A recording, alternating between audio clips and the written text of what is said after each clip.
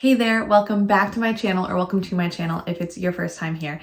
My name is Erin and today's video is a roundup and, not a review, but just a roundup of all of my 2023 non-garment makes. I did a video at the end of December that I will put above with my 2023 garment makes, and then this one is other quilting, mostly quilts, and then some of my just little crafty bits that I wanted to go ahead and look over. It was a great sewing year for me. It was my first year really getting back into the hobby after just learning when I was very young and then dabbling on and off over the years. So it was a really good year. I have my laptop over here with the photo album pulled up. I know there are a couple things that I missed. I just can't think of what they are. And then some of these pictures are maybe not the highest quality, but a lot of them I don't have the item anymore or just don't have a better picture. But let's get started. This first thing I made is a Christmas table runner. It was the first full quilting project I did on my own. I used a jelly roll from Joann's, so a pre-cut 2.5 inch pieces, I think, or 2.5 inches wide. And it had these really fun little snowflake patterned fabrics. And then this other one that's like old time Christmas, just really nice. This was a good introduction into using directional fabrics because that middle one, the tan one, is directional. So I had to pay attention to that. And yeah, just other than that, it was pretty easy. I quilted straight down the gray and red waterfalls of it and put it together, and I did it all by myself instead of with my mom for the first time ever. So that was very exciting. And that was my first make of the year. That inspired me to want to make a quilt for my best friend. She had a baby in February, so I completed this quilt in January. They didn't really have a nursery theme at the time, but my friend loves sunflowers and lemons and stuff like that. So she had been kind of leaning towards yellow being a color, and I love a very French country palette of yellow and blue together. I found all of these fabrics at Hobby Lobby. And then this was a very easy tutorial I found online. You strip piece everything together and then cut them into these rows with the blocks. Okay, you strip piece everything together and make a, what am I trying to say? Make a loop. And then you just cut one down each time. I'll link the tutorial down below. It's very easy, but makes a really cute little baby quilt. And I love how this turned out, and she loves it. And I think her baby likes it too. This next one is an Irish chain quilt top I made. I have not actually basted or quilted it yet. Kind of a lot of errors in this one. I did it on my new machine. I got a new FOF in January. And I was just so excited to make stuff. And I think I went too fast. I wasn't super accurate with my stitching or my cutting. I think a lot of small errors added up. So I am apprehensive to quilt it. It's like a throw size. So it's not too huge, but it's in my work in progress pile, which I'm gonna be going through soon, and I'll have to make a decision on it. The middle, or the colored fabric, is a really fun firework fabric that I found at Joann's, and then the white fabric is actually, I got it from my local quilt shop where I used to live. I don't remember the line it's from or anything, but it has kind of, let me see if I can find it. I think I have a scrap of it. Okay, here we go. So this, of course I have cinematic on right now, is the firework fabric, and then this white I found at my local quilt shop I thought kind of mimicked the firework effect, if you can tell. They're little dots in concentric circles basically, and I thought it kind of looked like the fireworks. So I really like how it turned out, and I do think I'm going to end up quilting it and finishing it. The quilting might just be a little skosh, as they say. This next one is a runner I made for our Etsy shop. My mom and my sister and I opened an Etsy shop, and this was the first thing I made for it. It is also the first time I did stippling, which is the quilting technique that you can see in the blue section in the negative space. And it's just a cute little pinwheel a small table runner, or like a tabletop, or just kind of for a coffee table or something like that. Okay, this one, oh my gosh. This is, I don't remember if it's herringbone or chevron. Someone explain the difference to me. Because I kept calling it herringbone, and I think they said it's technically chevron, but I'm not really sure. Herringbone / chevron. I found all of these fabrics at my local quilt shop, and love it. The line is Hibiscus from Riley Blake Designs. I believe it's definitely called Hibiscus. And I just love it. I did a really wide binding on the back just to make it a little more bold. And the really cool part of this quilt that took me forever is that I quilted every piece of that herringbone, chevron, each one of those parallelograms separately. So it was a lot of threads to bury, but I really like how it looks. The back kind of looks like leaves to me, or vines, which is really, really fun. And I'm so proud of how this turned out. This is also on the Etsy shop. Mostly we did the Etsy shop so we would have an excuse to sew more things, because my mom has been quilting since the 90s and has quilted things for literally everyone we know. And we were kind of running out of people to give stuff to. So that's why we opened it. This, oh my gosh, I'm so proud of this project. I made this set of pot holders for my sister for her birthday, which was in April. It's calf facet, I believe. And it's just very her. She loves vibrant colors and she loves plants. That's like one of her big hobbies, is collecting plants and learning about plants. So this seemed like the perfect fabric for her. I used Insole Bright for all of them, which is a special kind of batting that also has metal in it. I don't remember if it's aluminum or what, but it has a thin piece of metal in it that is heat resistant.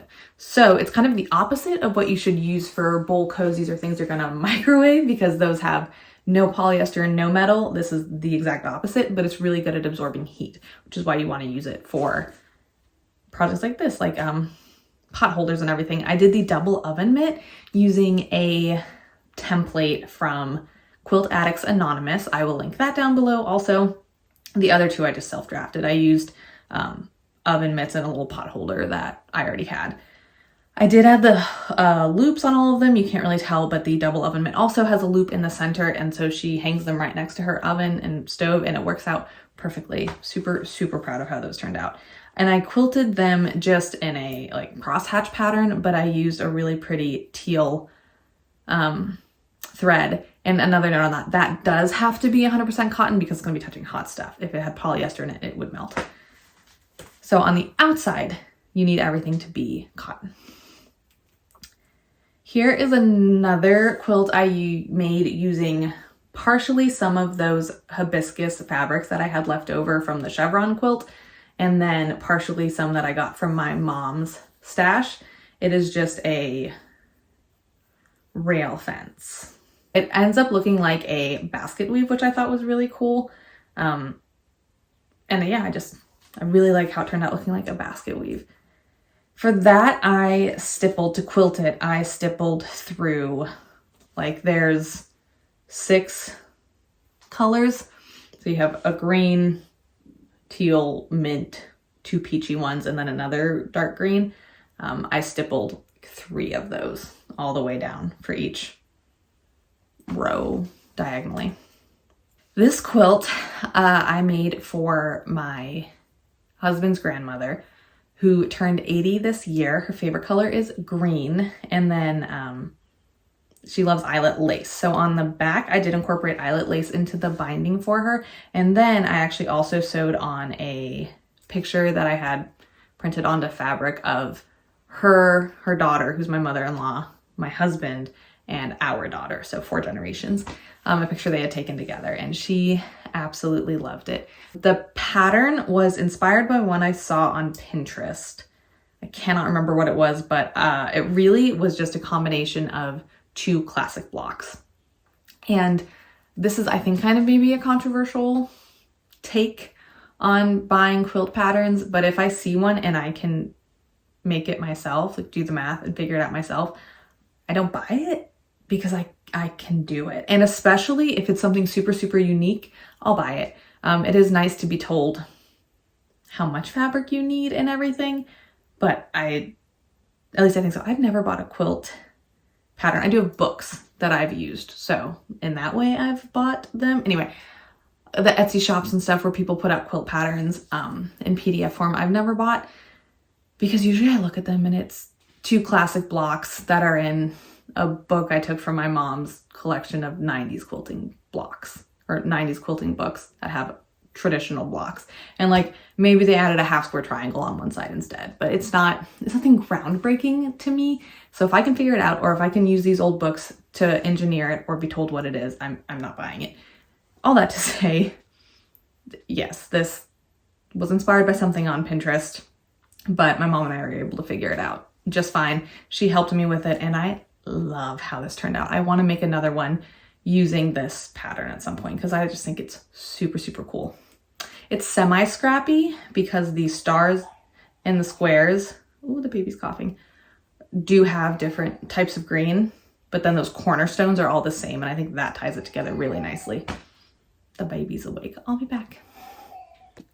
Next up, we have one of Izzy's mug rugs. Izzy from Dizzy Quilts and Sews puts out a mug rug tutorial quarterly or seasonally pretty much, and I made one using the summer tutorial. It's this really cute rising sun, or the setting sun, I guess, depending how you think of it.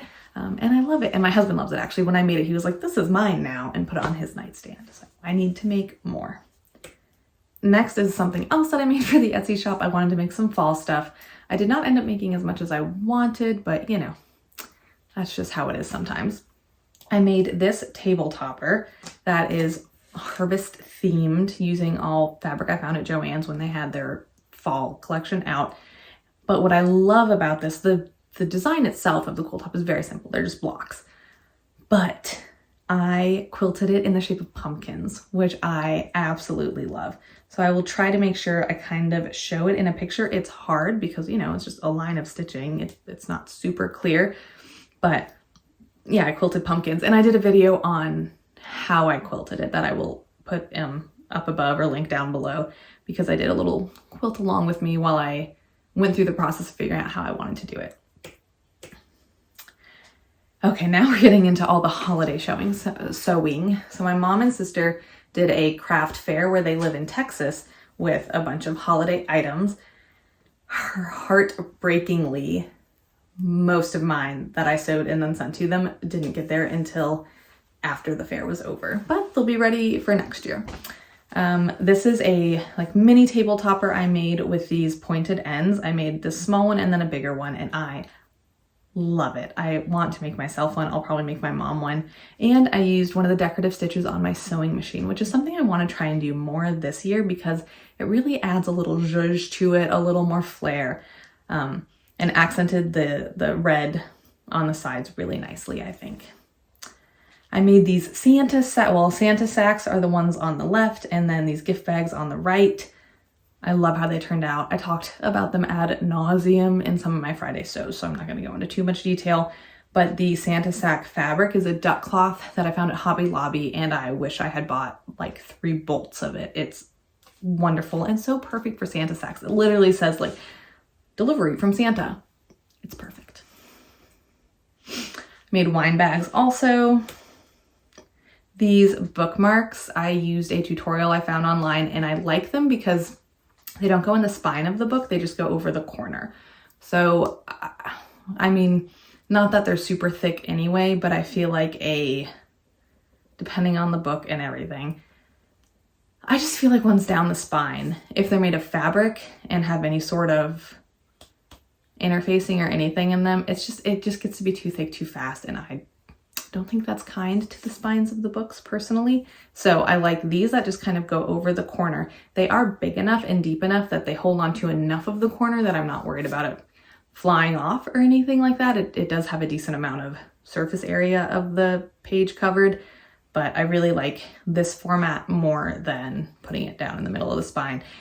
Obviously, if it's a paper bookmark, it doesn't add that much bulk, but just with fabric, it can kind of add up. Okay, here's the big runner. I don't have the greatest pictures, but this big runner I used some fabric that had cardinals. For all of this Christmas stuff, it was either from Hobby Lobby or Joann's. My mom and I went on like a big shopping spree. It was very fun. But this one, I used that same red as the mini runner, and then this branch fabric that creates the center zigzag was also in the smaller one, but it was in the place of where the cardinals are on this one, if that makes sense. I'm sure you could see it and figure it out. I really like the cardinals on this.